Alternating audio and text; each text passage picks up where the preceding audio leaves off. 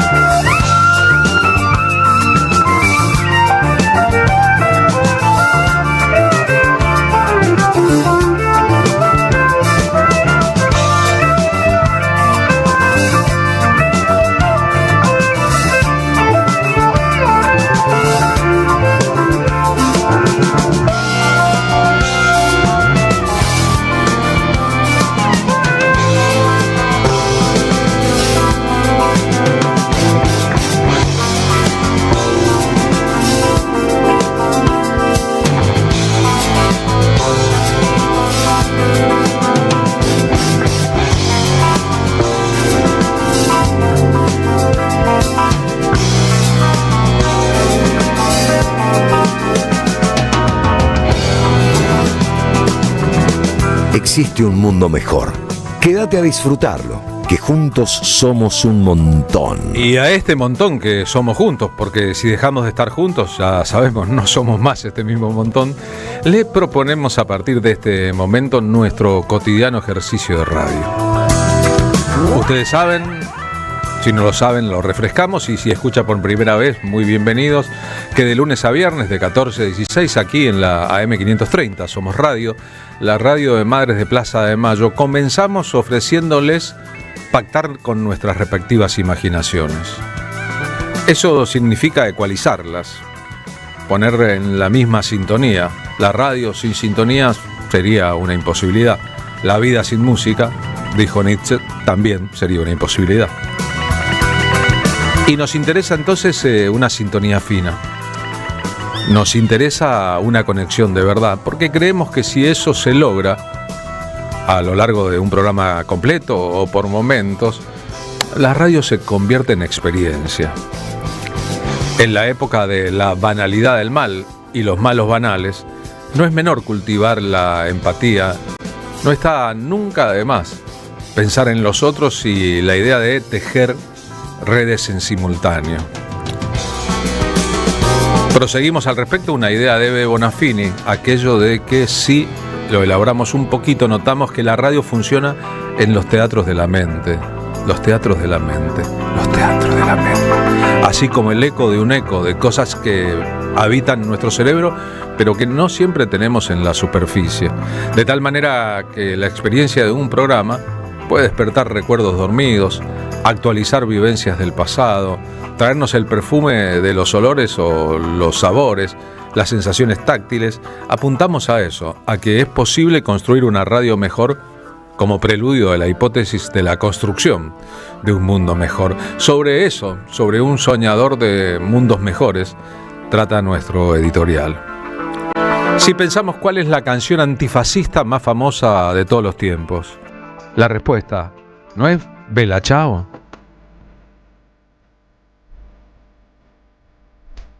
Es tan importante la canción de los partisanos italianos en la era del empoderamiento fascista en Europa, que incluso traspasando las barreras del mundo que la imaginó, ha sido parte de bandas de sonido de películas y de series muy importantes, entre ellos la serie hispánica La Casa de Papel, que parece vinculable a aquellos ideales, aunque en el fondo hay otro asunto: el dinero, el dinero, el dinero. Un día como hoy, hace 135 años, nació el periodista y pensador italiano Antonio Gramsci. Si hoy nosotros hablamos de la batalla cultural, es porque se trata de un concepto que elaboró Gramsci. Gramsci, como fiel representante de las izquierdas europeas, que durante mucho tiempo se debatieron entre la adhesión a los socialismos reales, el de la Unión Soviética y también el de China, posterior, y la convivencia con sociedades en que existían formas de la democracia, planteó alguna vez que la batalla cultural es más importante incluso que la batalla política. Porque pensaba, de nada vale ganar una elección, tomar por asalto los palacios de invierno, hacer un gobierno con el apoyo de multitudes, si eso no logra cambiar el ADN de la sociedad. Es decir, si no ayuda a mejorar. La idea que retomó en los años 60 el Che Guevara respecto a la construcción de un hombre nuevo tiene claramente que ver con la estética de Gramsci. Gramsci escribió sus famosos cuadernos cuando estaba preso en las mazmorras de Mussolini. Me gusta decirlo así, porque además estaba preso porque le inventaron un delito que no había cometido. ¿Le suena?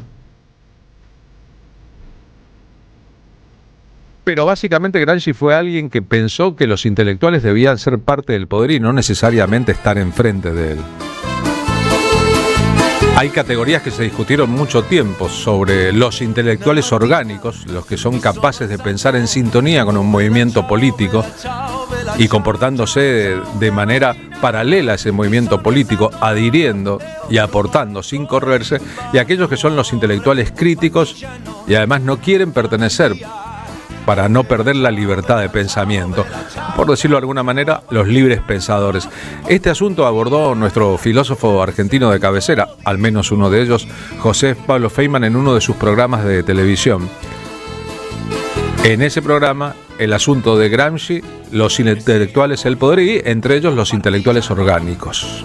La relación de los intelectuales y el poder no siempre es fácil, y a veces es fácil y a veces es imposible.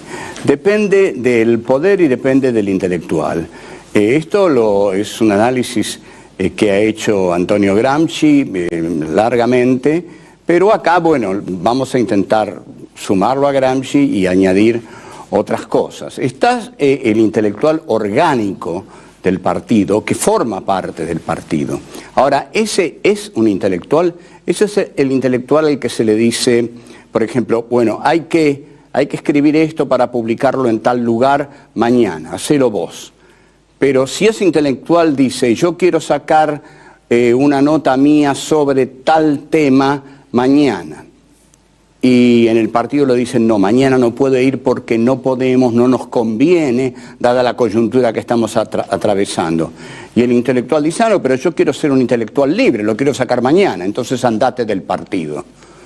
Entonces se va del partido y pasa a ser un intelectual libre, pero pasa a ser también un intelectual que no tiene ya el poder del partido, pero tiene el poder de su libertad.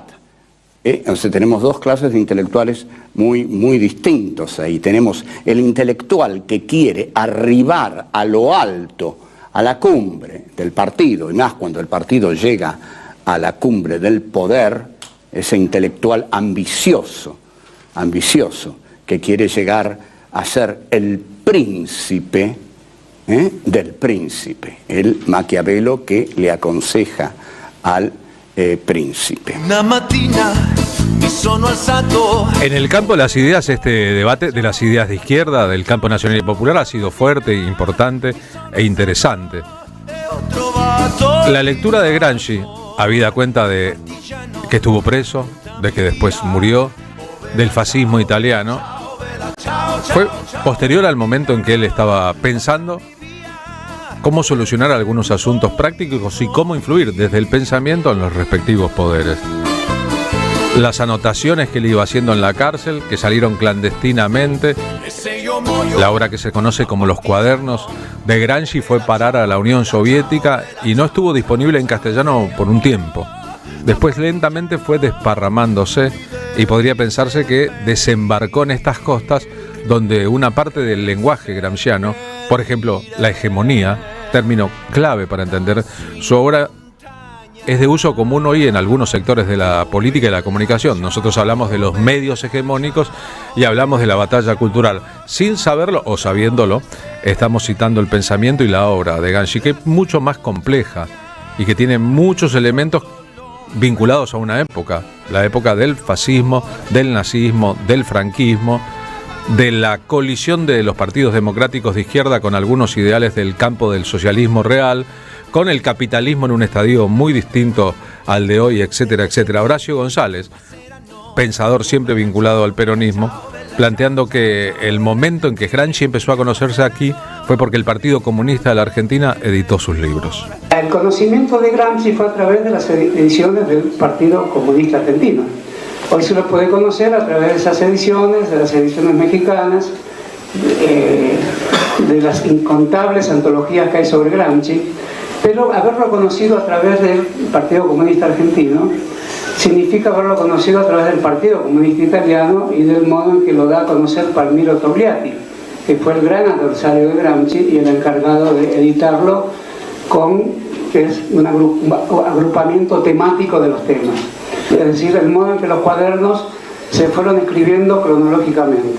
¿Cuánto cambia la lectura de Gramsci en relación a si la hiciéramos de un modo temático, es decir, Maquiavelo y el Estado moderno? Así Togliatti agrupó una gran cantidad de títulos sobre la teoría del Estado. Benedetto Croce y el materialismo dialéctico, ahí estaban agrupadas todas las observaciones filosóficas sobre la sociedad civil, sobre la literatura. Creo que el manual de Bujarín se estudiaba en ese libro. Pasado y presente, que es una colección infinita de notas dispersas. Los intelectuales y la organización de la cultura. Ese era un volumen muy leído precisamente para el debate de la cuestión intelectual. Literatura y vida nacional, que son grandes artículos de crítica literaria de Gramsci, que era un crítico teatral. Gramsci, el único medio artístico que analiza es el teatro, y eso se nota en la obra, hay una fuerte teatralidad. Yo diría que la obra de Gramsci es un teatro de las ideas, es el gran crítico de Pirandello, Gramsci, en el diario socialista Avanti, que dirigía Mussolini, por eso es la complejidad de toda esta historia. Todo esto en un momento muy anterior a la creación del Partido Comunista, obviamente, en el cual Gramsci tiene una gran responsabilidad. A Gramsci le hubiese impresionado cómo sus ideas llegan hasta el presente. Esta es Mercedes Sosa, interpretando en italiano Bella Ciao.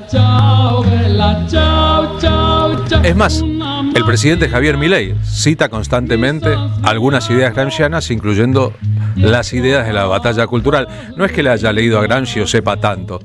Se lo anotan en papeles o se lo incluyen en discursos chicos de derecha que cursaron en la universidad materias donde Gramsci se estudia. Algunas de las ideas gramscianas flotan en el aire en distintas situaciones. Nunca está más oscuro que un rato antes del amanecer. Por ejemplo, esa la decía mucho Lilita Carrió, por darles un ejemplo de la expansión de ese pensamiento. Hoy publiqué en mis redes sociales otra idea de Gramsci. Instrúyanse porque necesitaremos de toda su inteligencia, agítense porque necesitaremos de todo su entusiasmo, organícense porque necesitaremos de toda su fuerza. Instrúyanse, agítense, organícense.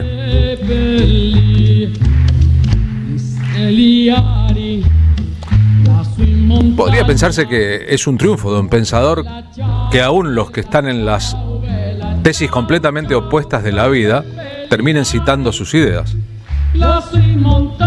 Gramsci, que vivió apenas 46 años y murió muy tempranamente en 1937 sin ver el mundo del futuro.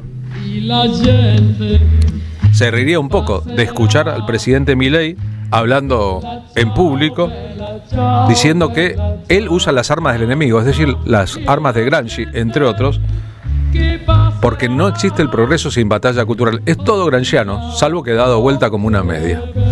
Modelo de la casta y su arsenal de propaganda ha hecho un daño incalculable en el espíritu de nuestros conciudadanos. Aquí en Argentina y afuera controlan la mayoría de los medios, las cátedras universitarias, la burocracia estatal, los sindicatos, las organizaciones supranacionales y también muchísimas fundaciones. Hablamos de una superestructura. Ellos se tomaron tan en serio la batalla cultural que colonizaron todas las instituciones en función de construir lo que Gramsci llamaba hegemonía. Y vaya que lo lograron. Estamos dispuestos a usar las armas del enemigo. No hay progreso material sin batalla cultural.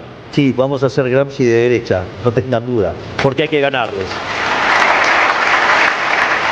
Quiero decirles que cuando me vean a mí, les pido que vean una idea. Y aunque nos ataquen, no teman, porque si bien somos meros mortales, las ideas son indestructibles. ¡Y viva la libertad, carajo! Milei leyendo lo que le escribió alguien que conoce el terreno, ¿no? Vamos a hacer los Gramsci de derecha. Eso es imposible, está claro. Pero incluso la idea de superestructura que él maneja y la visión de que el progresismo, la izquierda, el wokismo, el cambio nacional y popular ha copado todo y el mesías de la derecha y la ultraderecha viene a destruir ese mundo, está verificada como auténtica por lo que está ocurriendo. Reitero, como Gramsci murió durante el fascismo, como no vio el mundo posterior, su asombro sería muy fuerte si viera que en la tele cualquiera cita la palabra hegemonía. Pablo Iglesias, uno de los fundadores de la fuerza política de izquierda de España, Podemos, la más influida por los movimientos de liberación del siglo XXI en América del Sur, explicándolo didácticamente. Hoy os voy a hablar de la diferencia entre hegemonía y dominación. Hegemonía. Decía Antonio Gramsci que eso es el poder adicional del que goza el grupo dominante para hacer coincidir sus intereses con el interés general. La dominación, por el contrario, es lo que Talcott Parsons llama deflación del poder, es decir, cuando el poder solamente se puede garantizar mediante la coerción. Si los gobernados tienen confianza en los gobernantes, se puede gobernar, se puede ejercer el poder sin acudir a la coerción. Por el contrario, cuando la confianza se desvanece, lo que tenemos es, en todo caso, dominación sin hegemonía. Hay quien a veces confunde los votos con la hegemonía. Quien esto hace o miente o poco sabe de ciencia política. En las últimas semanas, por desgracia, parece que solamente se habla de la policía en los medios de comunicación para denunciar abusos. Hemos sabido además que el gobierno del Partido Popular quiere cambiar la ley penal para endurecer las penas contra los que protestan, incluso contra aquellos que lo hacen de manera pacífica. Pues bien, a esto se le llama dominación sin hegemonía, y esto no demuestra la fuerza de quien ejerce el poder, sino precisamente su debilidad. Lo que tenemos en España es una crisis de régimen. Gramsci venía de una familia pobre, participó de muchas luchas sociales en su época, fundó un diario como correspondía a las ideas de izquierda o anarquistas entonces, se llamaba El Nuevo Orden. Allontana, strofina l'occhiale con gesti pesati. Y pese a que lo fundó 2 años después de la revolución bolchevique en la Unión Soviética, y cuando era un joven veinteañero, y antes de la fundación del Partido Comunista Italiano, se dedicó al asunto de desarrollar pensamiento propio que después escribió sobre todo cuando tuvo tiempo, los años de la cárcel, sin saber si alguna vez esos escritos verían a la luz. Si la hermana no hubiera sacado de la cárcel y puesto en la Unión Soviética y retirado después para ser traducidos al italiano y más tarde al resto de los idiomas, aquellos papeles, no hablaríamos hoy de la hegemonía o de la batalla cultural. Ni nos esperanzaríamos con la idea de que nunca es tan más oscuro que un ratito antes de amanecer, porque Gramsci decía las cosas de manera poética. Era al mismo tiempo una persona muy culta. El hegemón, por ejemplo, la idea de hegemonía, proviene de un vocablo del griego antiguo. El hegemón era el jefe militar de las armadas griegas, que además tenía una especie de jefatura judicial, es decir, podía ordenar, vigilar y castigar. Y entonces Gramsci pensó que eso, el que ordena, vigila y castiga, constituye una hegemonía, el pensamiento de unos pocos convertido en el pensamiento de todos, aunque todos los que adhieran no serán beneficiados por ese pensamiento. Para eso postuló una idea. ¿Cómo es posible que los intereses minoritarios sean defendidos por las mayorías? Que las personas se zambullan en guerras amando la bandera de una patria que nunca se los reconocerá y cuyas tierras son de otros. ¿Cómo es posible? ¿Cómo se logra eso? ¿Cómo es posible que un pobre piense que la solución es votar a la derecha? Gramsci tenía una respuesta. Es posible porque nos educan dentro de 3 órdenes en que nada se puede discutir. Un elemento es la religión. Cualquier religión incita a las personas a obedecer, a resignarse, a la mansedumbre, y les promete a cambio que en el futuro, en el cielo, en la otra vida, en el paraíso, serán felices. El otro sistema es la educación, donde lo que se te enseña no se discute. Esto es así, alumno, cállese y repita. La educación, en lugar de liberar, oprime.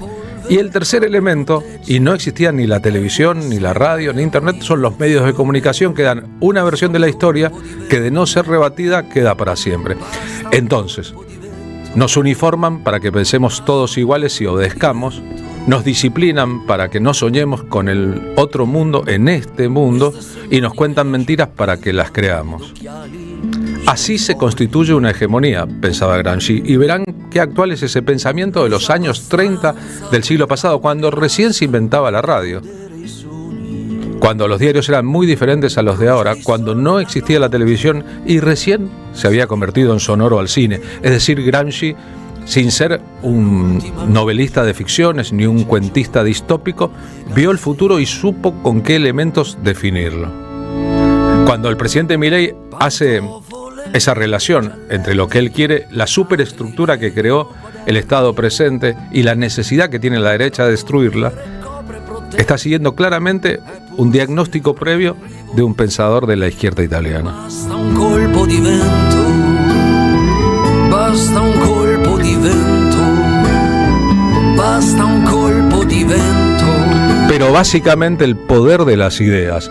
Hace poco tiempo estuvo aquí con nosotros el músico chileno Manuel García. Esta es su versión, Manuel García y Silvio Rodríguez, de El Viejo Comunista.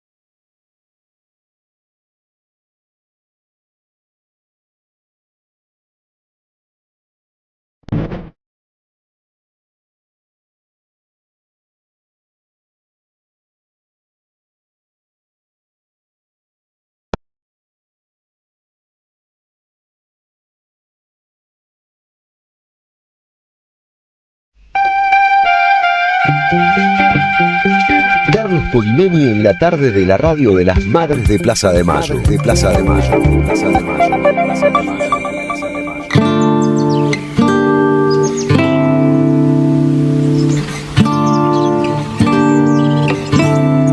14:32 ahora. Más adelante en el programa, buenas tardes, Marina Glesser. Buenas tardes, Carlos Polimeni. Más adelante vamos a hablar sobre Chubut, ¿no? Porque no todo se concentra acá en el porteñocentrismo característico de lo que más o menos está en agenda. Chubut arde y no es una metáfora. Los focos de los incendios no se han apagado. Ojalá venga una lluviecita y para eso vamos a tratar de hablar, que aunque está en la ruta, con José Glinsky, que es diputado nacional por la provincia de Chubut, porque es un ecocidio lo que está sucediendo. No sé si te acordás que salió durante el gobierno de Alberto Fernández la ley del manejo del fuego, que eso generaba un financiamiento para prevención de estos incendios y también que el manejo del fuego limitara la posibilidad de ventas de tierras, ¿no? Porque claro, territorio que se incendiaba no podía ser vendido ni explotado comercialmente en los siguientes años. Claro, para detener un poco este negocio inmobiliario, que no puede ser casualidad que toda la cordillera, digamos Chile también está padeciendo estos incendios, se prenda todo a fuego si no hay un interés económico detrás. Así que con esas cuestiones vamos a conversar. Hoy José estaba tuiteando que los incendios en Chubut nunca estuvieron contenidos, que en los últimos días estuvo recorriendo las zonas afectadas y que habló con brigadistas y con la gente que es increíble cómo la comunidad chubutense logró armar también una organización y una red solidaria para hacerse de los insumos necesarios para detener los focos de incendios y bueno, también los pobladores y los funcionarios están desesperados con la situación porque el fuego arrasa y cuando arrasa no solamente arrasa la fauna y la flora autóctona, sino también las casas, los pobladores y toda la infraestructura de esos pueblos chubutenses, así que la situación es muy angustiante y estas consecuencias son realmente devastadoras para un montón de familias que perdieron sus hogares y también el daño al bosque nativo que es irreversible por generaciones. Qué temazo, ¿no? Este asunto, los intereses detrás de aquello que parece parte de la dinámica más o menos natural de un verano en las Patagonias, la Argentina y la chilena. No es un asunto menor porque transparenta muchos otros asuntos. Por ejemplo, qué suerte que tienen Beneteau y John Lewis que nunca se les incendian los territorios. A ellos nunca, no, para nada. Es como que están, como que te son inífugos, ¿no? Hay un proyecto para estas sesiones extraordinarias que comienzan la otra semana, la primera semana de febrero, que se debería incorporar al temario, que es el proyecto de emergencia IGNEA, que tiene que estar en el temario de las sesiones extraordinarias, porque la Argentina no es solo lo que el gobierno está mirando claramente, ¿no? Ahora, el asunto que tengan que organizarse los pobladores, que está muy bien y ojalá fuera un ejemplo, porque el Estado no interviene o los estados no se capacitan y no tienen los elementos para la lucha contra el fuego, explica un poco la lógica del sálvese quien pueda y que campeen en la Patagonia los negocios por venir de todo tipo, de entre ellos este presidente Javier Milei hasta planifica con capitales internacionales instalar las grandes masas de computadoras de la inteligencia artificial que por la refrigeración que necesitan se toman toda el agua que tengan cerca y que están prohibidas en muchos países del mundo. En la letra chica de la presencia de Milei en el foro de Davos con Donald Trump, etcétera, etcétera, están los acuerdos que se tejen y de los que no nos vamos a enterar hasta que estén consumados y son muchos, muy grandes y muy graves. Más adelante en el programa abordaremos un tema que el otro día apenas sí mencionamos con la presencia del gran trompetista Miguel Ángel Talarita aquí con nosotros. El 19 de enero, es decir, esta semana, quedó confirmada que las corporaciones, con la ayuda del gobierno, vienen a aniquilar, dice un comunicado, la Asociación Argentina de Intérpretes y a quedarse con el derecho de las y los intérpretes. No solo afecta a esta institución, sino a muchas otras vinculadas con la gestión y el arte. Lo han hecho, dice el comunicado de la Asociación Argentina de Intérpretes, alguna vez presidida por Leopoldo Federico y por Susana Rinaldi, sin convocarnos, sin ley, sin respetar la propiedad ni la cosa juzgada y a tambor batiente. Hay un asedio sobre los derechos de autor y de intérprete de los músicos, como hay un asedio sobre el Instituto Argentino de Teatro, el Instituto Nacional de Teatro y el Instituto Nacional de Cine. Hay un asedio y una concreción de planes muy malévolos que deja sin derechos adquiridos y ganados, sin dinero que les corresponde a autores, compositores, intérpretes, etcétera, etcétera, etcétera. Y al respecto, que esto es lo más grave de todo, en la hegemonía mediática hay un silencio cómplice notabilísimo, y en muchos artistas con poder, con fama y con dinero, a mí qué me importa, yo no voy a hacer nada porque no me quiero pelear con este gobierno, así textual. Señores importantes, chequeños y labiés de este mundo, que por lo que fuere no participan de los intereses, aunque sean ellos mismos también los futuros afectados o los actuales afectados, porque privilegian otra cosa por sobre eso. En tanto, este sábado en Madrid las Madres de Plaza de Mayo recibirán un premio internacional, el premio más importante de los que anualmente entrega la Fundación de Abogados de Atocha, a 49 años de la matanza de juristas laboralistas pertenecientes a la Central Sindical de Comisiones Obreras ocurrida en el centro de la capital española. Es decir, que este jueves Carmen Arias y Sara Amrat no estarán en la Plaza de Mayo en la ciudad de Buenos Aires en la marcha que transmite la M530 más tarde, sino que recibirán en Madrid, ya están allí, instaladas allí, un premio de una central muy importante en la vida pública en España, una fundación de abogados. Ese reconocimiento también será entregado a Abuelas de Plaza de Mayo, a la Asociación Esperanza y Libertad, dedicada a la defensa de las mujeres afganas, y a la Unión de Mujeres de Saraguís. El acto central contará con la presencia del titular del Consejo General de la Abogacía Española, Salvador González. Ya ven que en materia de defensa de derechos humanos y de militancia en derechos humanos, Abuelas de Plaza de Mayo, Madres de Plaza de Mayo, premiadas en España junto a organizaciones del mundo asiático y el mundo africano, son un ejemplo para siempre, a pesar de los pesares. A pesar de los pesares, quiero invitarlos a todos y a todas a la próxima función de nuestro espectáculo de resistencia. El espectáculo de resistencia poética.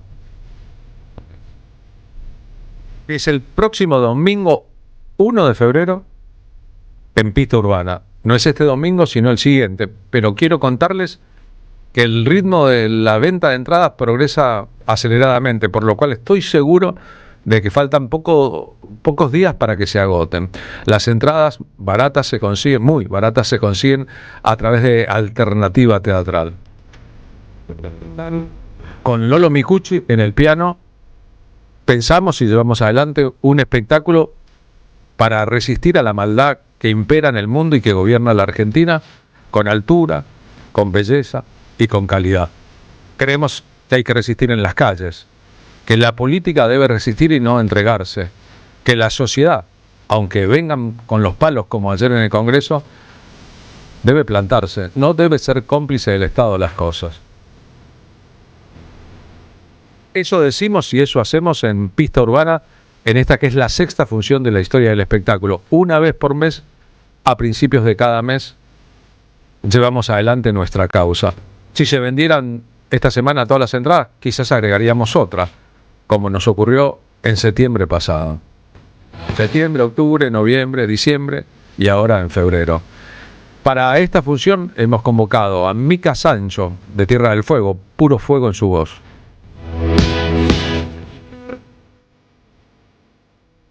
A Nadia Sanchuk, de Salta, puro canto ancestral en su garganta. A Uma Kawasaki, una de las voces del futuro de la música popular argentina, con su papá, con Fernando Kawasaki, el guitarrista de Charly García. Y a nuestro amigo Ariel Prat, que hace su propia convocatoria carnavalera para febrero en el Teatro Catalinas de La Boca. Eso será el 20 y el 21, ahí estaremos también. Pero Ariel viene a Resistencia Poética, aprovechando que está en Buenos Aires y no en Zaragoza, donde vive una parte del año, para cantar cosas que no interpretas usualmente en público. ¿Vieron que ganó el premio Gardel al mejor disco solista de tango de la temporada pasada? Bueno, quizás le hacemos cantar un tango, pero no de los que él canta. Y estará también un invitado especial, lo dijo el otro día al aire aquí, Miguel Ángel Talarita, y ahora está de gira, pero para el 1 de febrero al menos se agendó en su libreta doméstica, Pista Urbana, 20 horas, ir con trompeta. Entre todos vamos a pasar una noche hermosa seguramente, de esas que nos recargan a todas y todos las pilas para lo por venir.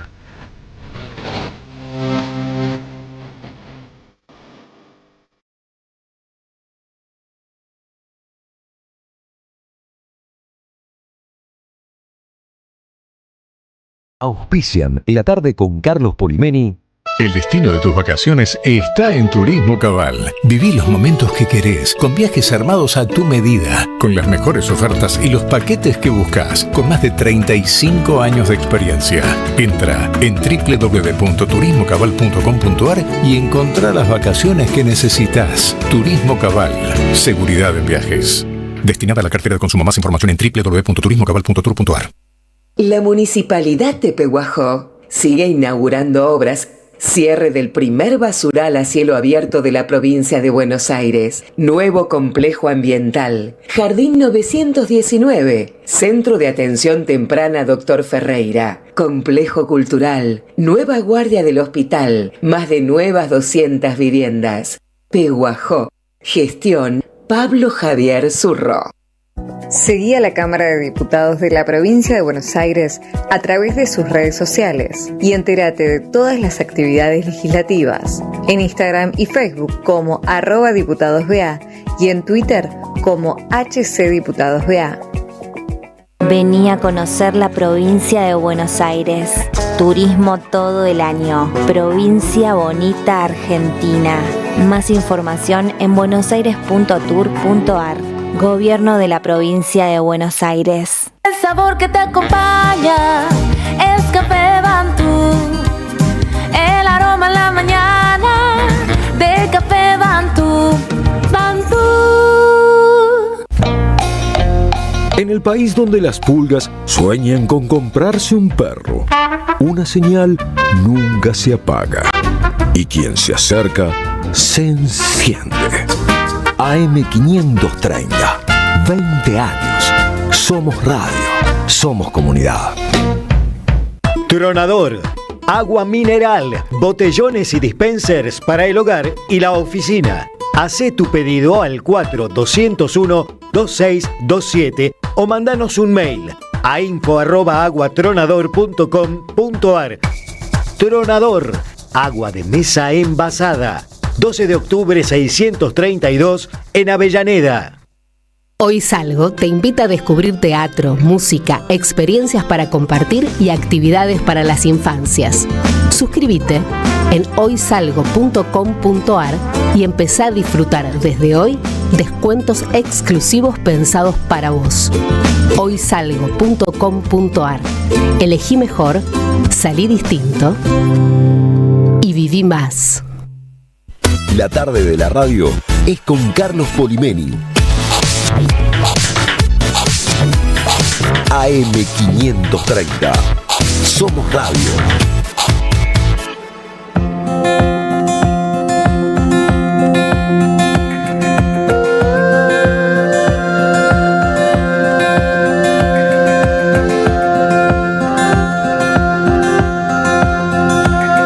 Las calles que dejamos, los días que no vuelven, la vida que nos mira pasar. Horas de desvelo, voces olvidadas, lo urgente que no puede esperar. Ojalá te encuentres en sombras y destellos, bailando en un tiempo de paz. Ojalá te vea libre para siempre y se calme esta sed sin final. Ojalá que el corazón se despierte de tanto gozar. Ojalá que los que odian no lo puedan soportar. Que así sea, que así sea, que así sea. Sí. 14:47 minutos de esta tarde. Chuchi Trigini nos dice: hola Carlos, qué grande el Che y qué grande las madres de Plaza de Mayo, geniales. Nos escribe desde Cañada de Gómez. Jorge Ver, que creo que escribe desde Mendoza, me pide Poli Corré hacia vos la botella de vino, el Graf no me deja verlo. Hacia mí. Hacia ti. Dejad que los vinos vengan a mí. Nuestro amigo está interesado en ver estas botellas de vino. Es un semillón y un rosado. Para hacer un vinito de verano, ¿viste? Se con las un paso. poquito de hielo. Sí. El vino Del blanco Yaucha. y el vino rosado maridan bien con un poquito de hielo. No son de mis preferidos, A quiero mí me decir, encantan. mucho menos el dulce como el semillón, Me gusta. pero a mucha gente le gusta, y no solo eso, sino que para la industria del vino son los vinos iniciáticos, ¿no? A Es mí me- más fácil, como dicen, más bebestible, más bebible, en todo caso un vino liviano, blanco, fresco, con un hielo, que un vino con mucho cuerpo para el que está empezando ese camino. Estos son vinos del Yaucha, que es una bodega familiar y artesanal que ofrece vista y degustación para disfrutar de las condiciones únicas de San Carlos, en el Valle de Uco, en Mendoza.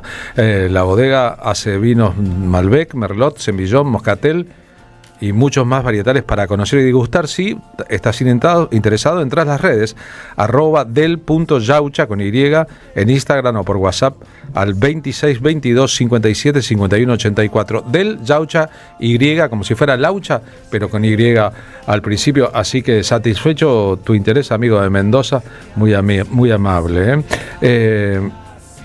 Buenas tardes, me parece una maravilla, dice Coca, desde Rosario, escuchar el programa todos los días. Comparto con mi hija de 14, este programa es mi batalla cultural personal, hacer de mi hija un ser con empatía. Gracias, qué lindo el mensaje. Saludos para todos, para todas, para vos. Así que gracias por la intensa participación. No es un asunto menor el de los incendios. A veces edulcoramos a distancia, romantizamos el poder del fuego. Es un asunto espantoso en todo caso. Tal vez hable con un mero pequeño conocimiento de causa lo que significa un incendio, porque la casa en que yo viví y crecí en Mendoza se incendió en el año 76. Fue un incendio catástrofe. poderoso, un accidente doméstico. Murió mi abuelo Domingo, mi abuelo bandoneonista, músico, como resultado de las heridas que recibió. Una semana después murió durante el incendio intentando salvar la vida de otras personas. Cuando se incendia todo, cuando la madera prende fuego, cuando el papel prende fuego, cuando los libros prenden fuego, cuando los sillones prenden fuego, cuando todo se prende fuego, la imagen recurrente que tenemos de el humo negro de un incendio es Cromañón, donde murieron casi 200 personas en la ciudad de Buenos Aires. No hay ninguna broma en el fuego, no hay nada romántico, no hay nada hermoso, es pavoroso y es ineludible. Por otra parte, si ustedes vieron en la Patagonia cómo avanza el fuego, cómo los pinos van incendiándose, se incendia por debajo de la tierra, por arriba, y tenemos en cuenta que hay vida humana, vida animal, vida vegetal en la zona, los resultados son catastróficos y para siempre, y además tal vez aleccionadores para personas que, si estuvieron en un incendio, no quieren estar nunca más cerca del incendio. Vieron que dicen que el hombre es el único animal que se quema 2 veces con el fuego, porque el resto de los animales se alejan para siempre de los fuegos. Y hay una parte que no se entiende con estas suertes de incendios seriales que acontecen en la Patagonia. Para hablar de eso, vamos a lo que viene en el programa. Bueno, decías vos, Carlos, que el fuego no es un asunto menor en estos días. Chubut arde, y no es una metáfora. Arde el bosque, arde la estepa, arde la vida que tarda décadas en crecer y segundos en desaparecer. Hoy hay focos activos en distintos puntos de la provincia, miles de hectáreas afectadas, familias evacuadas, brigadistas exhaustos y exhaustas, y una pregunta que vuelve siempre como una herida abierta: ¿por qué llegamos siempre tarde? ¿Por qué el fuego no es solo un desastre natural? Es también una decisión política, o mejor dicho, en este caso, una ausencia política. En Argentina existe una ley de manejo del fuego que prohíbe cambiar el uso del suelo en zonas incendiadas durante décadas, una ley pensada para evitar que el fuego sea negocio, para frenar la especulación inmobiliaria, forestal, minera, extractiva. Pero la ley se incumple, no se financia, no se controla, no se previene, no hay brigadas suficientes, no hay infraestructura, no hay planificación territorial, no hay estado donde el mercado huele a oportunidad. Y entonces lo que se quema no es solo bosque, se quema biodiversidad, se quema agua futura, se quema soberanía ambiental, se quema comunidad. Hablar de incendios es hablar de ecocidio también, de un modelo que convierte la tierra en mercancía y el desastre en rutina, que lo naturalizamos, de una política que naturaliza lo que es perfectamente evitable. Por eso no alcanza con apagar el fuego y el foco del fuego. Hay que preguntarse quién lo deja crecer, ¿no? Y sobre todo, quién se beneficia cuando ya es ceniza. para esto, además de que te había dicho que íbamos a conversar con el diputado José Glinsky, que quiere declarar la emergencia ígnea en las sesiones extraordinarias y que está en las zonas afectadas, vamos a invitar a Jade Sibori, fotógrafa y brigadista, para saber de primera mano qué está sucediendo y cómo se desarrolla esta catástrofe ambiental en nuestra hermosa provincia argentina de Chubut, que es nuestra. Hola Jade Sibori, encantada de saludarte. Marina Glesser y Carlos Polimeni, te damos la bienvenida a la tarde con Carlos Polimeni en la Somos Radio de 530. ¿Cómo andás? ¿Cómo va? Bueno, perdón, me escucho un poco bajito, pero ahí estoy. ¿Me escuchan bien ustedes? Sí, te escuchamos muy bien. Jade, ¿en dónde estás ahora?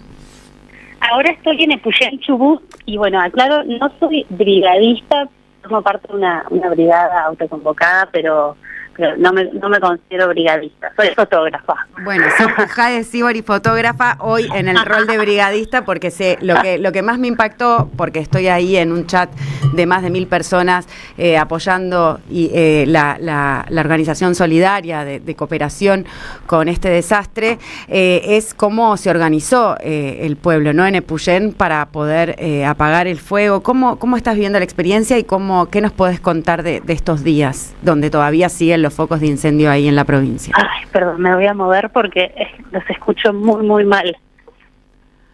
Te preguntaba, te repito, a ver si me escuchás un poco mejor. Muchas gracias, ahí te escucho mejor. ¿Cómo venías viendo la situación? Porque parece como, viste, que se silencia la visibilidad de esta situación en medios y parece como que el incendio hubiese apagado, y no es así, ¿no? Exactamente. Bueno, en un momento, hace como 5 días atrás, parecía que el incendio había sido apagado, había unos foquitos, y Torres salió a decir que el incendio ya estaba contenido, que por favor no envíen dinero a los alias que estaban circulando y que lo mejor era venir a hacer turismo en Epuyén, y la realidad es que no. O sea, al día siguiente se levantó viento, hizo calor, volvió a estallar focos por todos lados. En Epuyén yo casi tengo que evacuar de vuelta porque tengo una bebé y había mucho humo, o sea que Epuyén estaba de vuelta bajo humo, y los alias por ahora son la única ayuda, o sea, las donaciones que está enviando la gente de todo el país es la única ayuda que están recibiendo, tanto a la gente a la que se le quemaron las casas como las brigadas autogestivas, así que es un montón lo que está haciendo la gente del resto del país, que está como sintiendo ahí empatía con la situación, que se están sintiendo dolidos y hacen que acá la gente esté un poco más acompañada y apañada y contenida.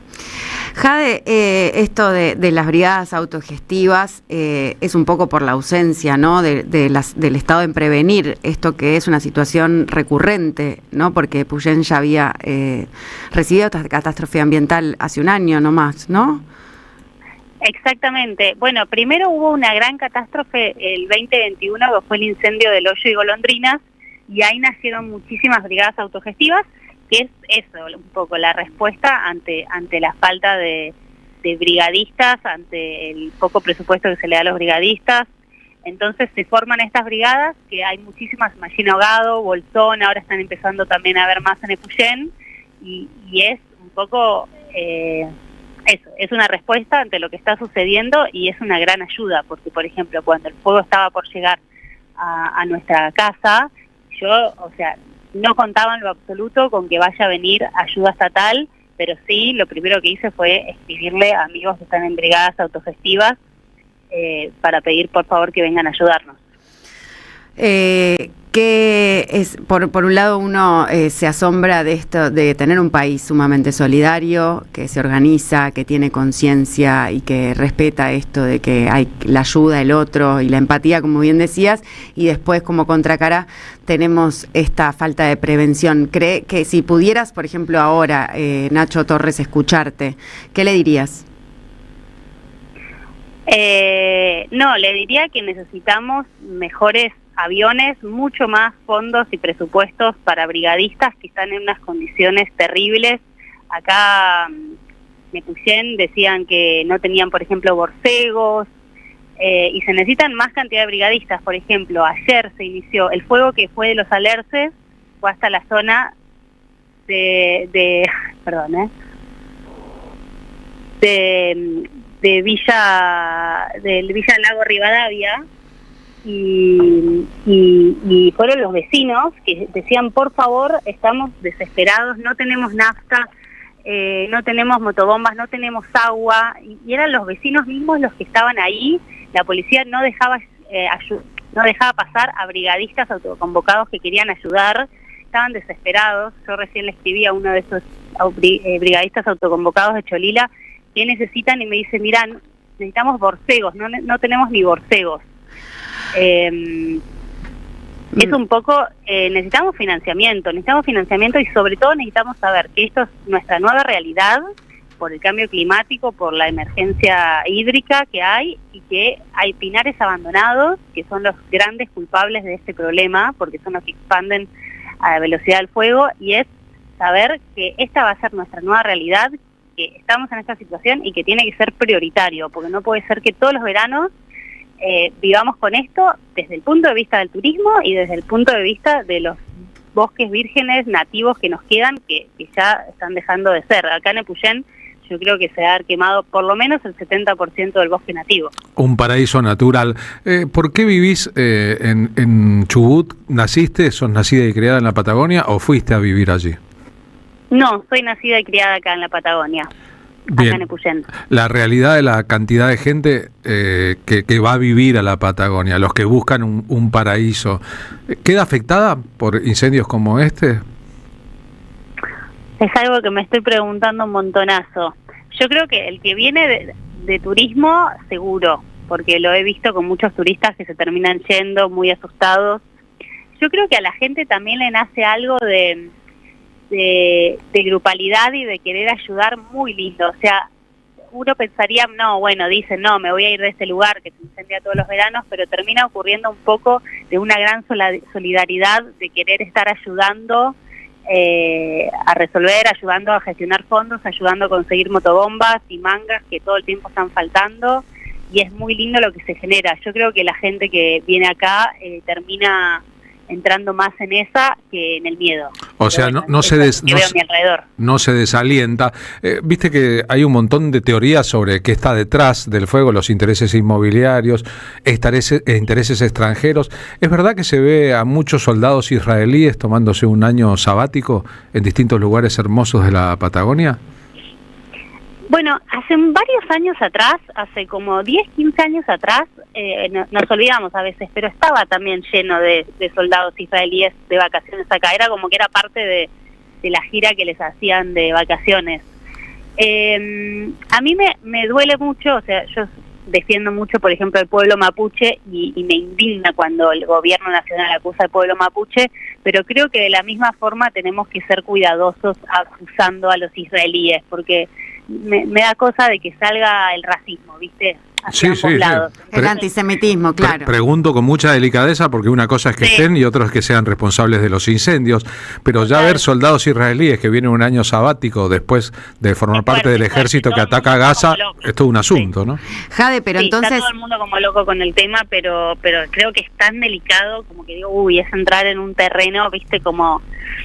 Que yo quería conducir la entrevista más a esta situación de que más que buscar culpables de quién inicia o por qué a esa velocidad tan grande crecen los focos de los incendios, quemando el 70% de los bosques nativos, como vos bien decías, si no hay una política nacional, además de provincial, porque bueno, hay como un objetivo de desintegrar la Argentina, ¿no? Por provincialismos, de una política nacional, como es la ley del manejo del fuego, u otras que prevengan y anticipen, ¿no? La situación de que esto que se reproduce año tras año, digo, más allá de que sea por especulación inmobiliaria o porque el mercado está metiendo la mano en la Patagonia, cómo hacer para que las personas que viven ahí puedan anticiparse y detener que esto se inicie, ¿no? Porque digo, son multicausales los incendios, hasta donde entiendo.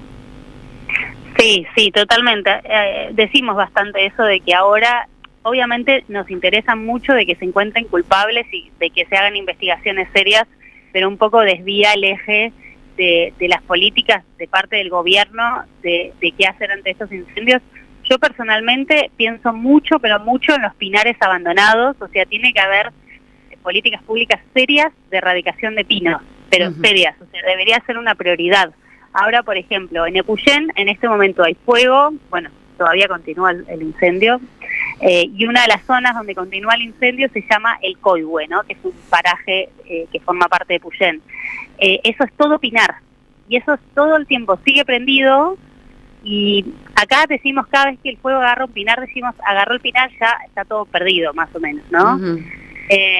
Y siento de alguna forma que tendría que ser como una reparación histórica del gobierno que en su momento obligaba y motivaba y financiaba los pinares, que luego evidentemente no fue negocio, entonces quedaron estos pinares abandonados que ahora son gran causante de problema, y que encima cuando se incendian estos pinares, además de propagar el fuego mucho más rápido por su combustibilidad, lo que hace es que se saca un pino y después ahí crecen 10 pinitos. Y si el gobierno sigue sin ocuparse de que esos 10 pinitos, que son chiquititos y fáciles de sacar, se saquen, es todo el tiempo exponencial el problema. Entiendo. Más el cambio climático, porque la realidad es que no nevó este invierno, entonces era un poco, viste, catástrofe anunciada. Es una catástrofe anunciada. Fue muy lindo escucharte, Jade Sívori. Si la gente quiere sumar al alias o aportar o comunicarse con vos, ¿dónde te encuentran? ¿Cómo hacen? En mis redes es @jade.sívori, y después ahí voy a estar comunicando alias de las brigadas de Cholila, que son en este momento las más necesitadas porque allá está bastante complicado y están con pocos recursos, así que estoy investigando Cholila. en los brigadistas de Cholila para compartir alias ahí certificados y corroborados. Bueno, ojalá llueva. Te mando un gran abrazo y fuerza.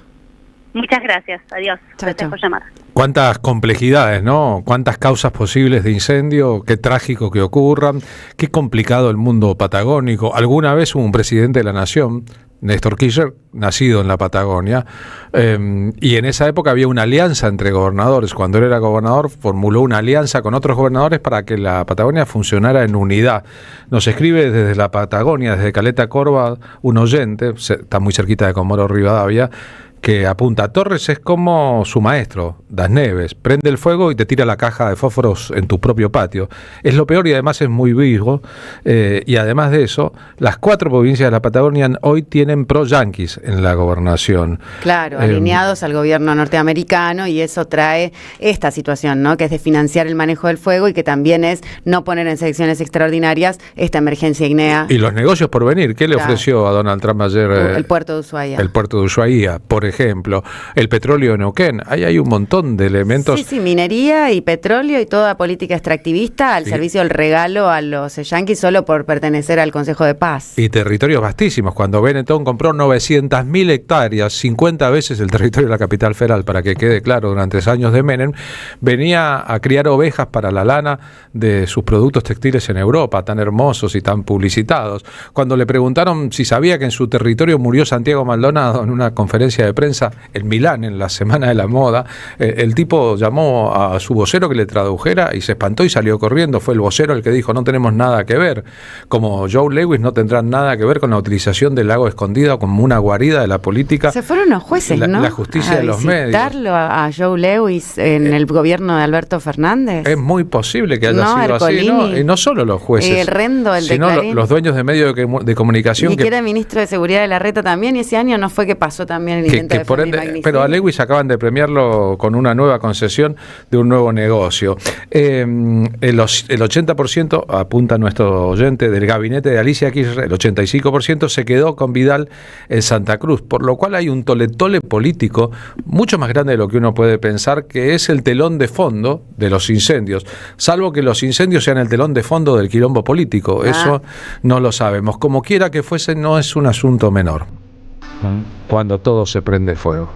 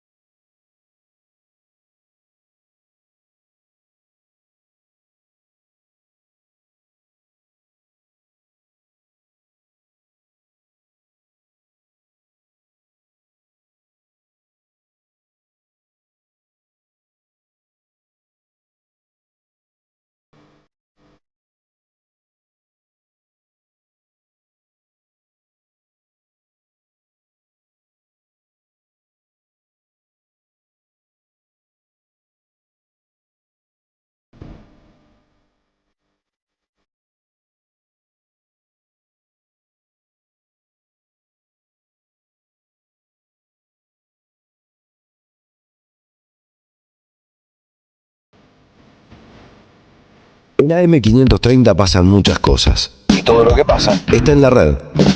Somos Radio AM530 en YouTube. Entérate de lo que pasa. AM530. Somos redes. Somos radio.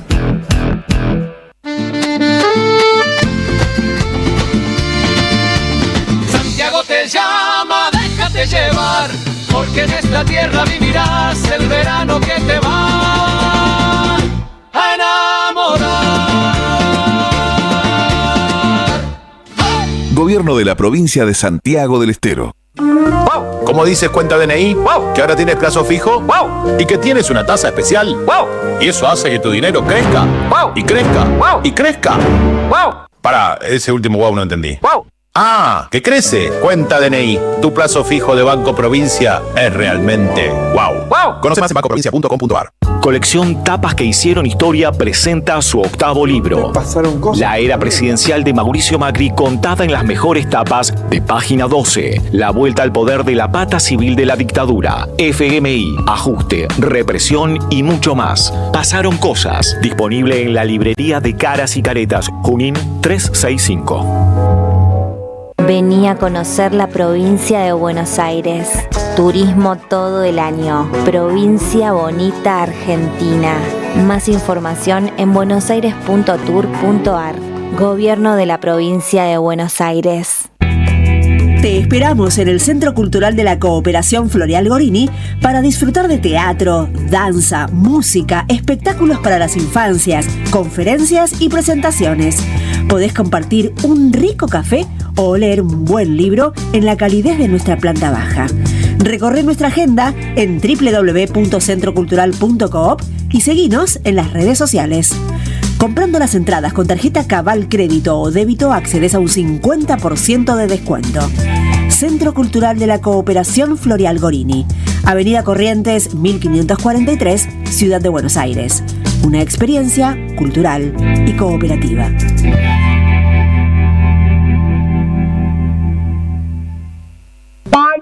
La comunidad 530 ya es una realidad y necesitamos que siga creciendo. Tu suscripción es imprescindible para que esto sea posible. Sumate a la comunidad 530.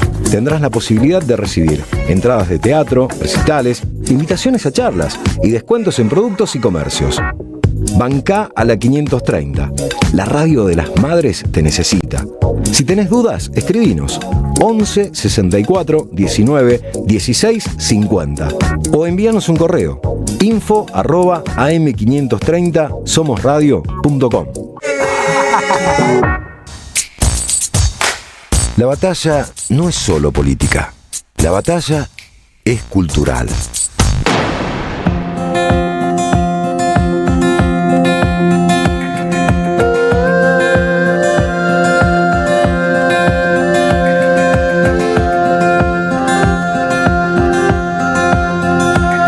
Las calles que dejamos, los días que no vuelven, la vida que nos mira pasar.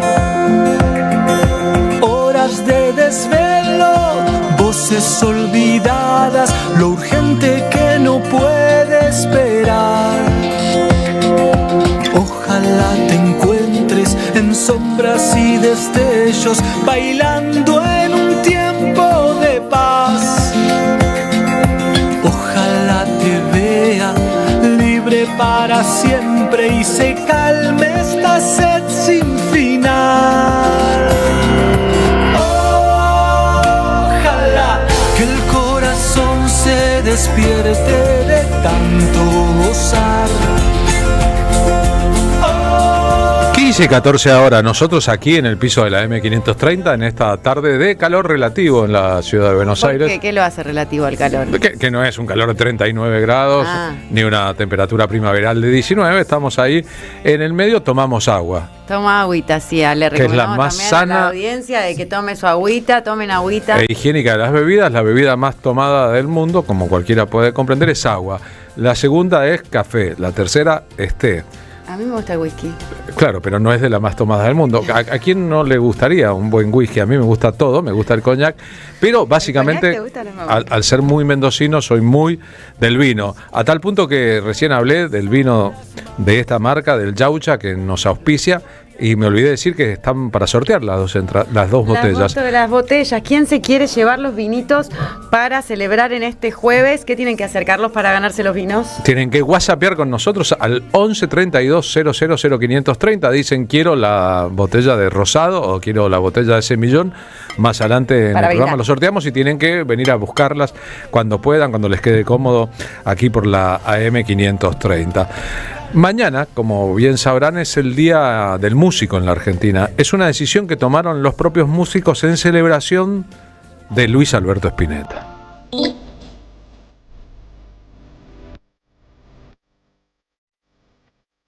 Hace 40 años, en el disco La La La, con Fito Páez,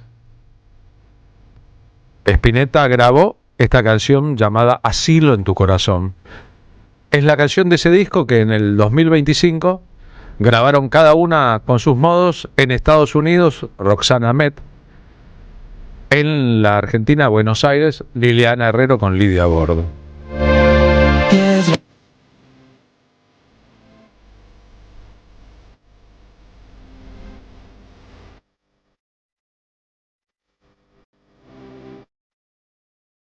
Cuando se decidió que Spinetta fuera el músico simbólico con que los músicos celebren, el 23 de enero es el día de nacimiento, su propio día, primó en la decisión no solo la belleza estética de la obra de Spinetta, sino su actitud personal como músico y trabajador de la cultura, su solidaridad, su empatía, su vinculación con los otros.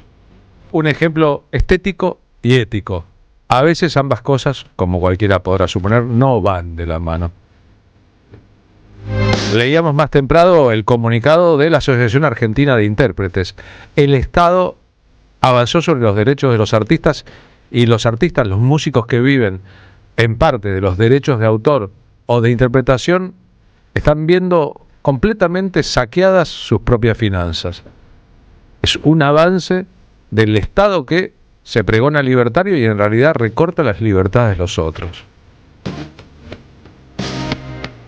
Mañana, en el Día Nacional del Músico, en muchos lugares de la Argentina habrá eventos importantes, de los artísticos y de los que tienen que ver con la profesión y la vocación. Entre ellos, la Unión de Músicos Independientes está invitando a socios e interesados a participar de una charla especial sobre derechos de autor y el streaming de música en las plataformas. ¿Cuáles son los derechos de los músicos en los streaming en las plataformas? ¿Qué está pasando con el cobro de lo que ya era un derecho adquirido?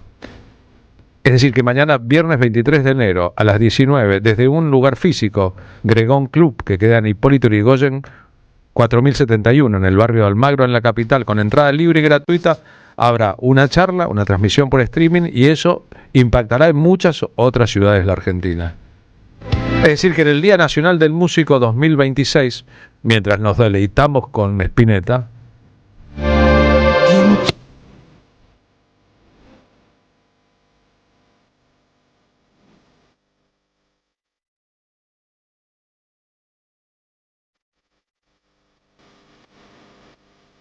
pensamos, tienen muchas cosas que festejar los músicos en la Argentina.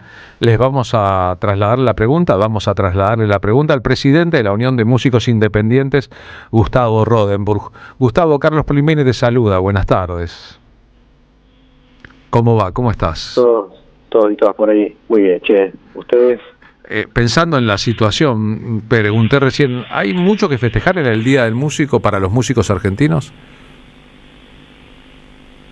Pregunta porque, como bien contabas vos mientras hacías como el desarrollo de la introducción del tema y eso, no es un día, por lo menos para nosotros, para celebrar, sino más bien es un día para tomarlo en reflexión y en aprender, y un poco, bueno, ver un estado de situación compartida, ¿no? Digo, para ver qué herramientas tenemos y cómo podemos mejorar las condiciones o de mínima no empeorar, como vos decías, todo esto que son los derechos adquiridos.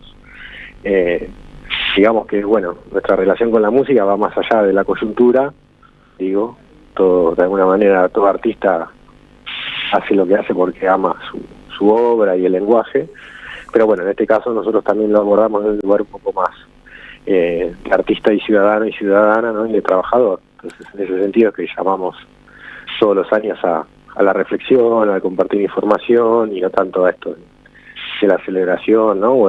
O por el entretenimiento puro, digamos. Bien, para el que no supiera, cuando alguien escribe una letra o una música o las dos cosas, o cuando alguien interpreta un tema en un disco o en el modo en que fuere, y eso empieza a irradiarse, suena en un hotel, suena en la radio, suena en un concierto en vivo, genera derechos económicos, es decir, hay propiedades intelectuales y la utilización de esas propiedades intelectuales de otros requiere que aquel que hace el negocio, que cobra una entrada o que cobra por una comida en un restaurante o por una habitación de hotel, tenga que pagar un porcentaje. La avanzada del Estado argentino, con un conjunto de decretos que firmó el presidente Javier Milei, pero que salen de la fantasía de acabar con el Estado y buena parte de los beneficios de aquellos que tienen derechos del ministro Adolfo Sturzenegger, ha recortado muchísimo el ingreso ahora, en este mes, y ha venido ocurriendo, de muchos artistas en la Argentina. ¿Cómo impacta en la vida cotidiana de la mayoría de los músicos independientes este recorte?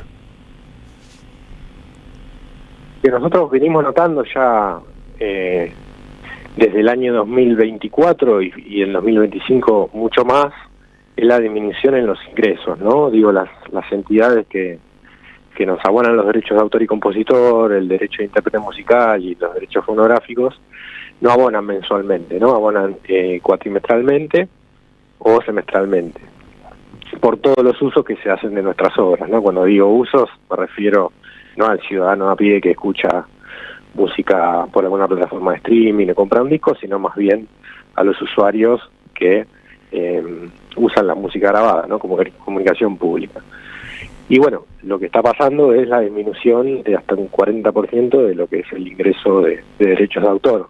¿Producto por qué? Porque bueno, se puso en debate espacios o lugares del ámbito privado y comercial si debían pagar o no el uso de la música grabada. Se puso en debate la gestión colectiva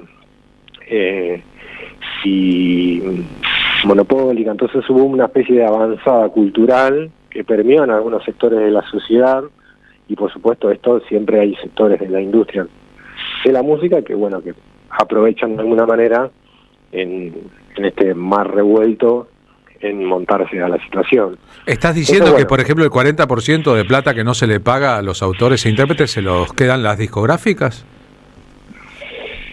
No precisamente. Lo que uno dice es que no se cobra ese dinero porque no se recauda. Y después lo que se está favoreciendo un poco desde estos últimos decretos del año pasado y de algunos planteos de miradas culturales es la concentración y la desregulación en la gestión de la propiedad, donde ahí sí un poco es probable o uno no quiere que suceda esto que vos decís.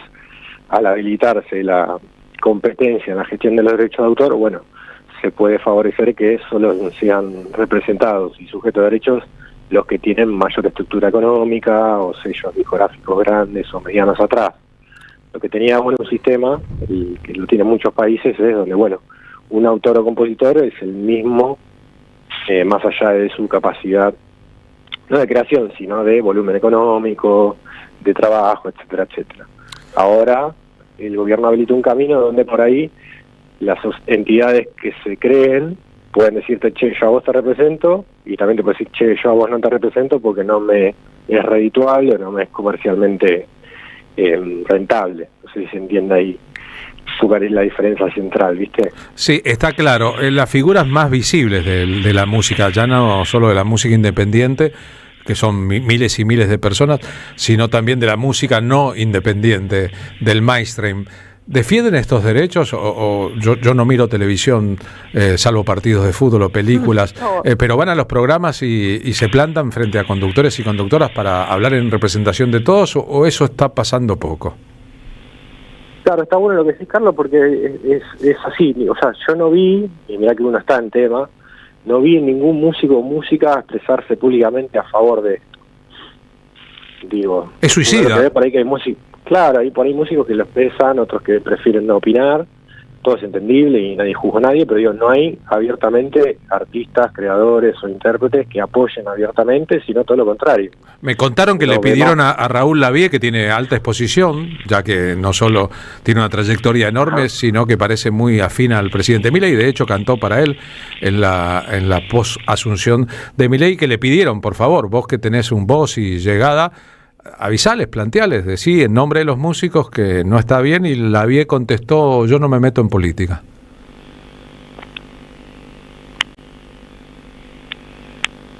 ¿Estás ahí, Gustavo Rodenberg, o te quedaste...?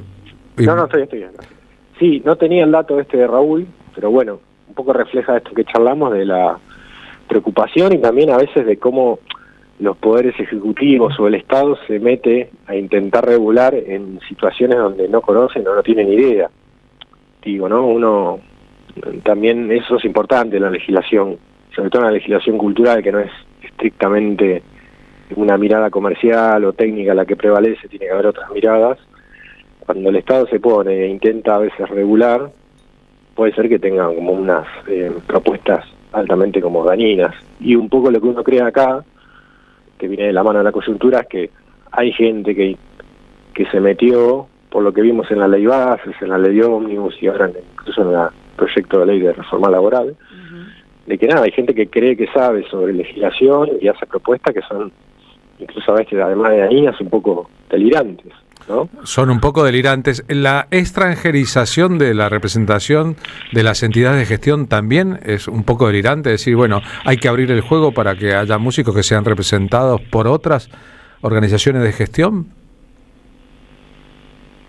Tenemos una mirada muy crítica de regular la gestión colectiva, porque bueno, si bien las entidades que teníamos hasta ahora, muchas cosas debían mejorar o las deben mejorar, eso también está bueno contarlo y lo sabemos, pero bueno, no era la solución habilitar una libre competencia, donde bueno, sabemos que el mercado de la música o el mercado de la industria cultural va un poco a tomar una lógica, bueno, de mayor estructura, más poder y ya se empieza a acabar esa fibra de igualdad que de alguna manera teníamos todos y todas ante la gestión del derecho de autor, ¿no? Y digo, por supuesto, una aclaración, Carlos, media obvia: ningún autor o compositor, por crear una canción, por decirlo de una manera bien simple, y no tocarla nunca en su vida y no trabajar, cobra. Digo, todas estas entidades, el sistema jurídico normativo de los derechos de autor en la música, recaudan y pagan en la medida que el artista trabaje, de que toque en vivo, grabe discos, haga giras, haga notas, ¿no? ¿Se entiende? Sus canciones suenen en la radio, se pongan en los cumpleaños, claro, sean parte de la banda de sonido de nuestras vidas. Totalmente. Digo, eso es lo interesante. Quería plantearte que lamentablemente murieron una serie de figuras de la música de manera más o menos consecutiva, con gran repercusión en los medios de comunicación y los públicos. Fats Fernández, gran trompetrista de jazz; Melania Pérez, una enorme cantora salteña; Rubén Patagonia, un músico muy representativo de la Patagonia; y después Mariquena Monti. Sé que en los primeros tres casos la problemática económica en que murieron fue muy importante. En el caso de Fats Fernández, vivió los últimos largos meses de su vida en una institución que pagó Sadaic, pero con muchos problemas después para que su cuerpo fuera velado y finalmente sepultado. En el caso de Melania Pérez no había cómo pagar el velorio y el entierro, y lo mismo pasó con el traslado de la familia de Rubén Patagonia desde Santa Fe a Comodoro Rivadavia para participar de las honras fúnebres. Estoy hablando de personalidades importantes cuyos nombres y biografías aparecieron en los medios de comunicación cuando murieron, pero con una realidad económica, lo que la gente no ve, el trasfondo de la escena, de mucha complejidad, que entristece mucho. Pues sí, bueno, toda esta gente se dedicó su vida a hacer canciones, a embellecer el mundo, a cantarlas, etcétera, y este es el pago que la propia sociedad que integran les destina hacia el final de sus existencias. Sí, tal cual, Carlos, tal cual. Y imagínate que vos ahí mencionaste gente muy valiosa y gente bastante popular. Y entonces, bueno, lo que uno busca y señala, que es lo que mañana, entre otras cosas, de estas actividades nosotros vamos a hacer es, mejoremos lo que hay, digo, no es necesario destruir todo lo que funciona y se construyó y que llevó años de músicos, del Estado, de trabajo conjunto y de conquistas, porque algo no anda bien, viste, la opción sea destruirlo todo. Porque por supuesto hay mucho para mejorar en todo sentido, como cualquier aspecto de la gestión pública y también de la gestión privada.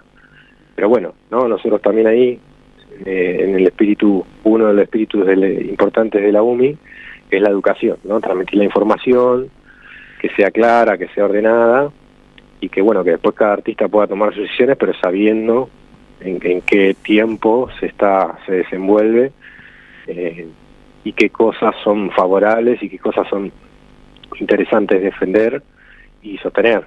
¿Y qué va a pasar en el futuro con todos y cada uno de nosotros? ¿Cómo se conecta la gente que esté interesada mañana, viernes 23 de enero a las 19 con el streaming? Entrada libre y gratuita, así que con que se acerquen, la idea es empezar a las 7 de la tarde puntual.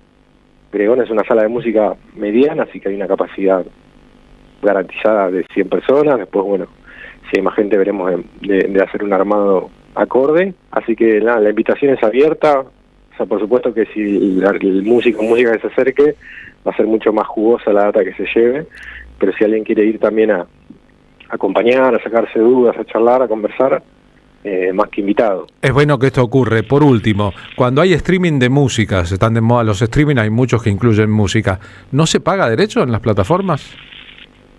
Las plataformas en Argentina pagan lo que se llama regalías, se la pagan a los dueños de los máster y pagan derechos de autor. O sea, ¿por qué? Porque SAIC negoció algún acuerdo favorable. Así que Spotify, Tidal, todas las que conocemos, YouTube, etcétera, etcétera, en Argentina pagan derechos de autor.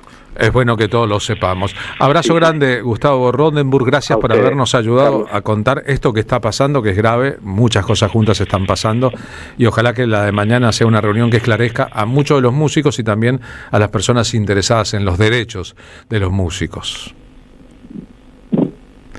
Y hablando de músicos derechos y de los derechos de los músicos, Luis Alberto Spinetta, otra vez, La hace 40 años con Fito Páez. ¿Quién resistirá cuando el arte ataque?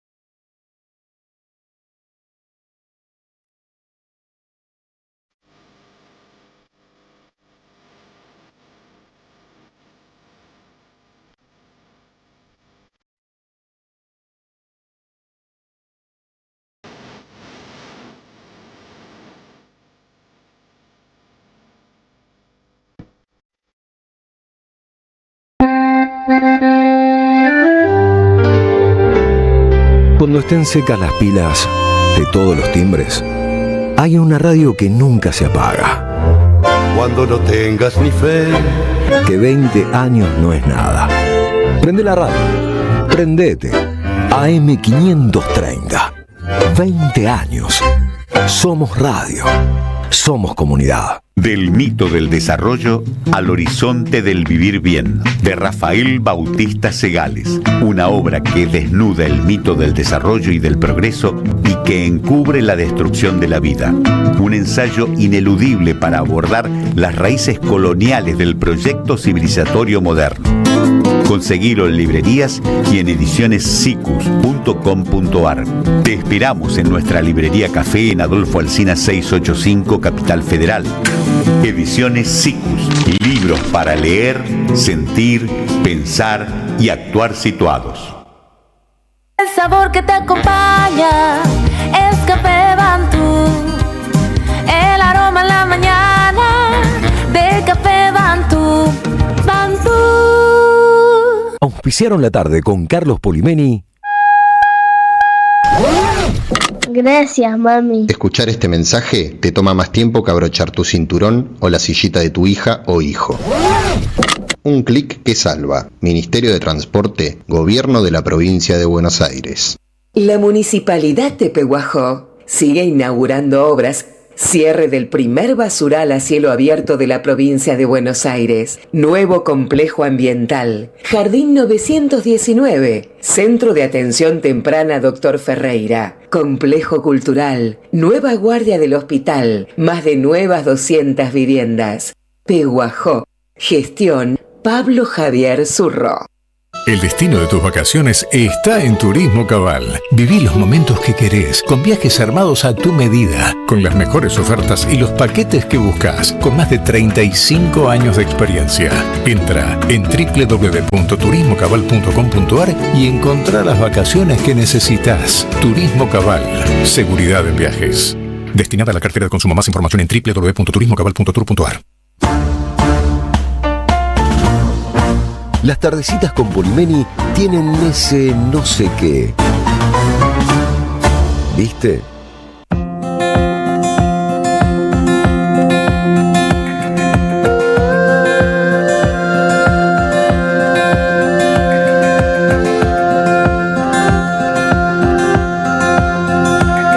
Las calles que dejamos, los días que no vuelven, la vida que nos mira pasar. Horas de desvelo, voces olvidadas, lo urgente que no puede esperar. Ojalá te encuentres en sombras y destellos, bailando en un tiempo de paz. Ojalá te vea libre para siempre y se calme esta sed sin final. 15:38 de esta bonita tarde de jueves. En un rato la marcha 2493 de Madres de Plaza de Mayo. Demetrio Iramaín, Estela Díaz y Pina de Fiore harán uso de la palabra en la plaza, mientras otras madres están en España a la espera de recibir este sábado, entre ellas Carmen Arias y Saram Rat, son las madres que están allí, de una organización de abogados en España. Les cuento, mientras tanto, que se ganaron las botellas de vino marca Yaucha de Mendoza. Lili, te ganaste el rosado, y Hugo de Chacarita, te ganaste el blanco. Habíamos prometido respecto a los incendios en la Patagonia una nota más. Sí, te había contado, Carlos, que había conversado con José Glinsky, diputado nacional por Chubut, porque los incendios en la Patagonia siguen, aunque no sigan siendo noticia en los medios mainstream o hegemónicos, para traer alusión a tu editorial. Así que le damos la bienvenida a José Glinsky. Hola, José. Marina Glesser y Carlos Polimeni, te saludamos desde la M530. ¿Cómo andás? ¿Qué tal? ¿Cómo les va? Estás en Chubut, ¿no? Sí, estoy en la ruta, digamos, ahora en una localidad que se llama Gobernador Costa, que es justo a mitad de camino entre Esquel y Comodoro Rivadavia, yendo para Comodoro. De una tragedia a la otra, digamos, ¿no? De los incendios al derrumbe del cerro. Claro, porque también Chubut está bastante catastrófica también con el derrumbe, y hay un montón de gente que necesita ayuda en esta situación del Parque Nacional Los Alerces, Epuyén, Cholila y Villa Rivadavia, que es alarmante. Se presentó un proyecto de emergencia INEA, ¿no? Para incluir en el temario de sesiones extraordinarias. ¿Hola? Hola, ¿me escuchás? Ay, sí, perdón, justo me entró un llamado y de hecho lío. Me decías de la gente de... No, te decía que... cordillera. Te decía, no, que como de primera mano sabemos algunos que es enorme el esfuerzo que están haciendo brigadistas, bomberos, pobladores y voluntarios, más fuerza de seguridad, presentaron para que el gobierno de Milei incluya dentro de las sesiones extraordinarias un proyecto de ley de emergencia IGNEA para la provincia de Chubut.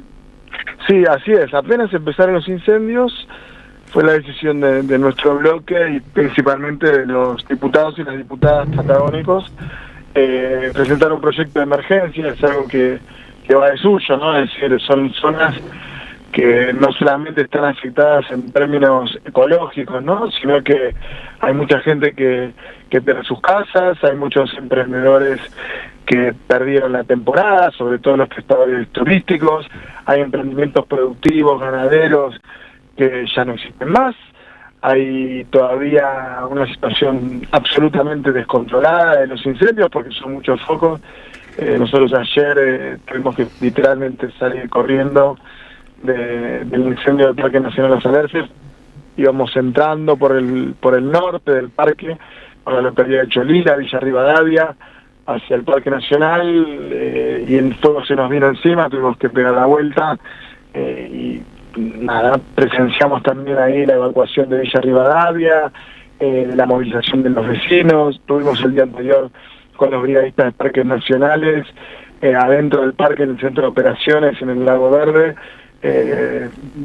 intercambiando, relevando demandas, ofreciendo colaboración, sobre todo lo que tiene que ver con las coordinaciones, que son de las cosas más complejas que tienen las emergencias. Y además, tratando de contrastar algunas ideas que tenemos en virtud de que creemos que quizás la orientación que se está dando a la respuesta de estas emergencias no es la correcta si se mira la respuesta desde el Código Penal, ¿no?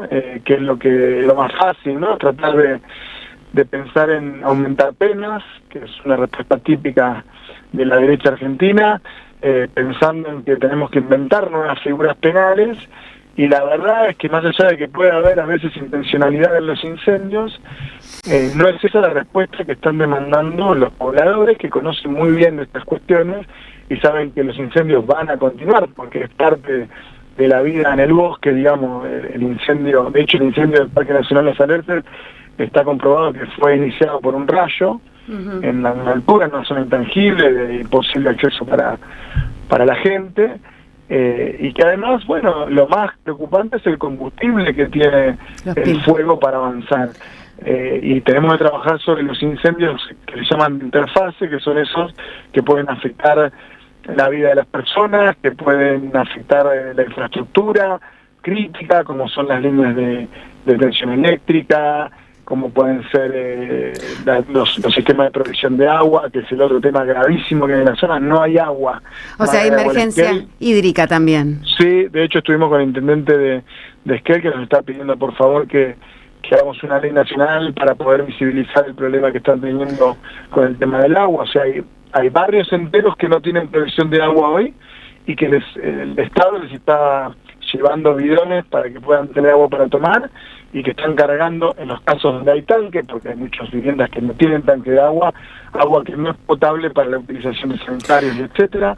Cholila no tiene agua, y bueno, pensamos nosotros que la respuesta es más bien de orden comunitario, es decir, tenemos que ayudar a nuestras comunidades a que se organicen y a que estén provistas, porque gran parte de las viviendas que se rescatan, cuando uno transita la zona y ve que hay viviendas que no se queman, pero que todos sus alrededores están quemados, eso es producto de la tarea de los propios pobladores que conocen del tema, que hacen los raleos, que hacen la limpieza, que enfrían sus casas, que tienen algunos elementos que le permiten regar la zona, y además de respuesta de otros vecinos que acuden al auxilio de su gente, ¿no? Entonces, si nosotros enfocamos a la respuesta, hay una respuesta legislativa, a dotar a las comunidades de elementos, a concientizar a la gente, a posibilitar la organización, por ejemplo, para enfrentar un problema que es muy serio, que es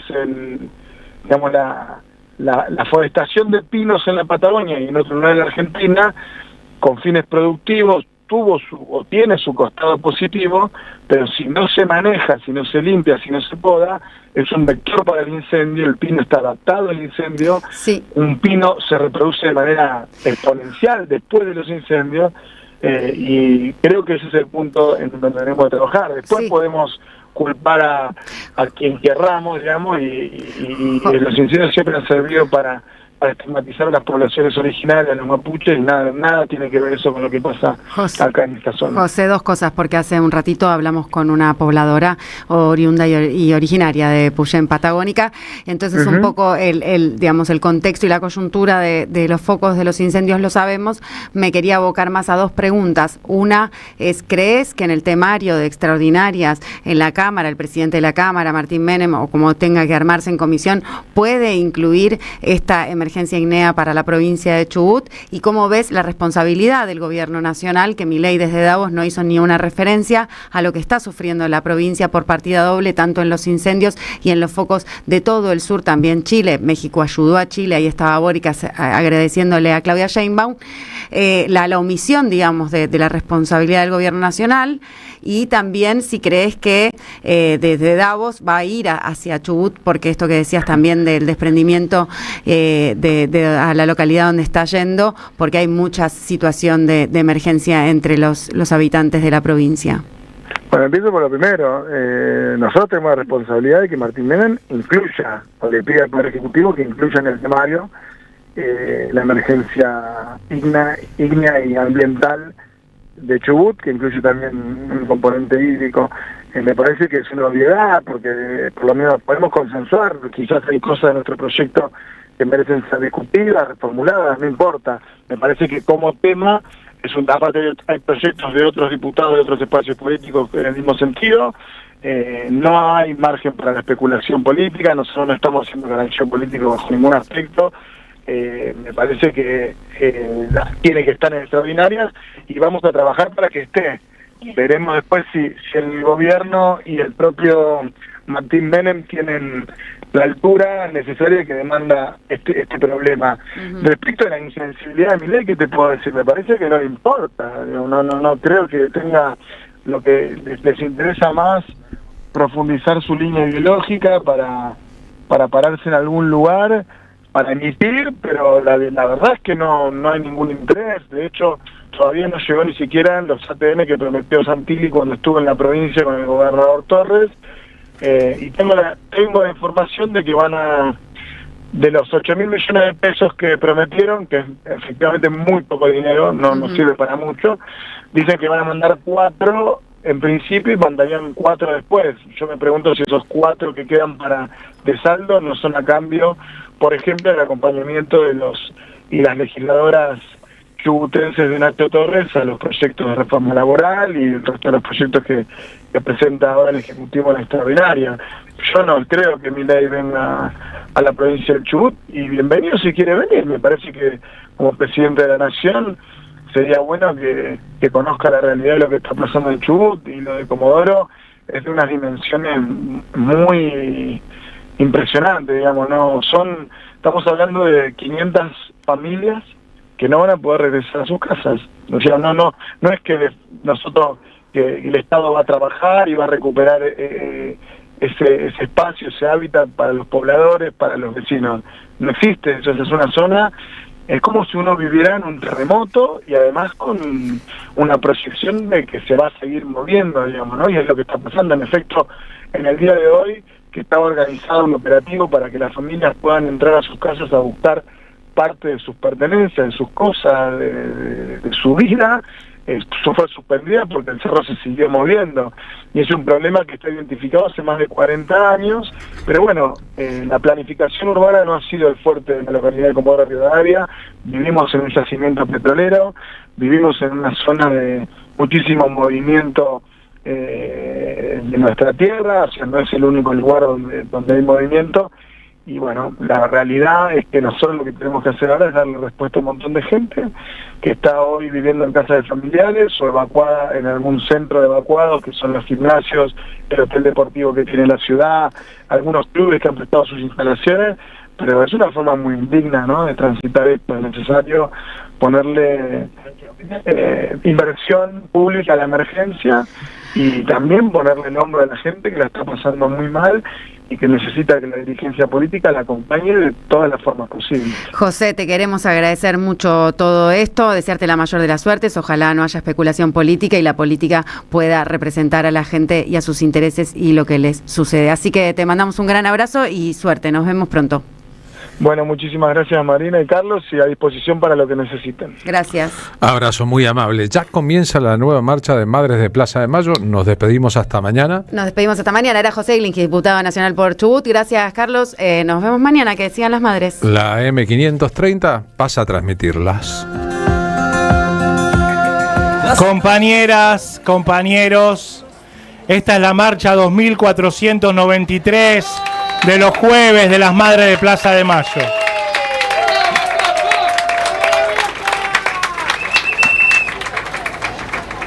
Si hacemos la cuenta, están faltando solo 7 jueves para las 2.500 marchas, que va a coincidir casi con los 50 años del golpe, con el 24 de marzo. Van a ser 2 marcas indelebles en esta lucha extraordinaria. A veces cuando contamos los jueves, no lo hacemos para marcar un récord. No nos interesan los récords. A las madres nunca les interesó. Sí, para que quede bien claro la constancia que han tenido las madres de Plaza de Mayo en esta lucha única en el mundo. Y lo decimos con orgullo aquí en esta Plaza de Mayo.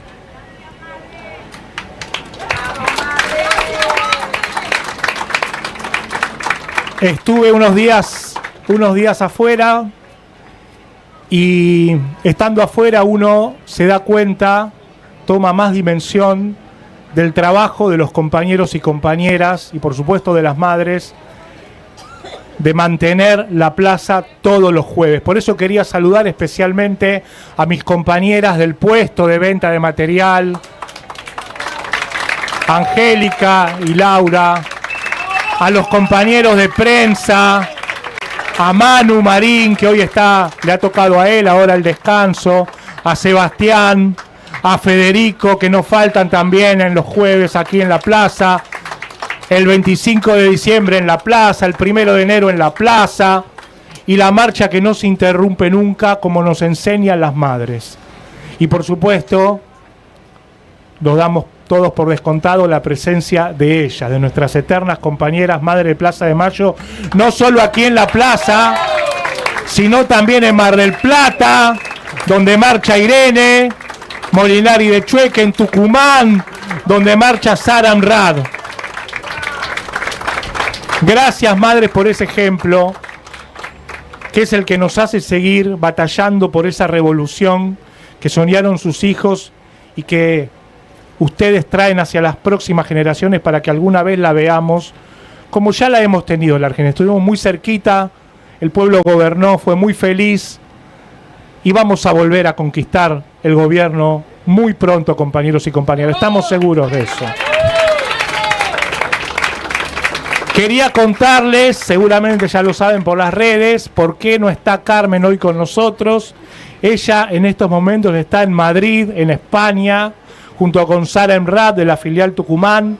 Van a recibir el próximo sábado 24 el premio que entrega anualmente la Fundación de Abogados de Atocha y la Central Sindical Comisiones Obreras, la central sindical más grande de España, más de 1 millón de trabajadores afiliados a esa central sindical, que han resuelto homenajear a las madres al cumplir su nuevo aniversario de una matanza que hubo allí en 1977, justamente el 24 de enero del 77, la ultraderecha hizo un atentado y mató a una cantidad grande de abogados laboralistas, abogados de esa central sindical y vinculados también militantes del Partido Comunista de España, y desde entonces se recuerda a esa masacre y a la lucha de esos compañeros, y esta Fundación de Abogados de Atocha y la central sindical a la que pertenecían aquellos compañeros,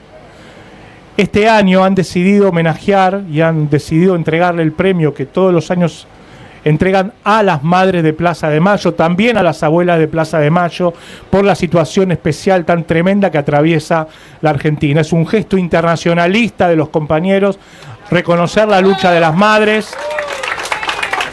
También van a ser homenajeadas compañeras afganas de un colectivo de mujeres afganos y del pueblo saharaui, un pueblo también africano, con una lucha muy similar a la que lleva adelante el pueblo palestino, en su caso contra el Estado de Marruecos.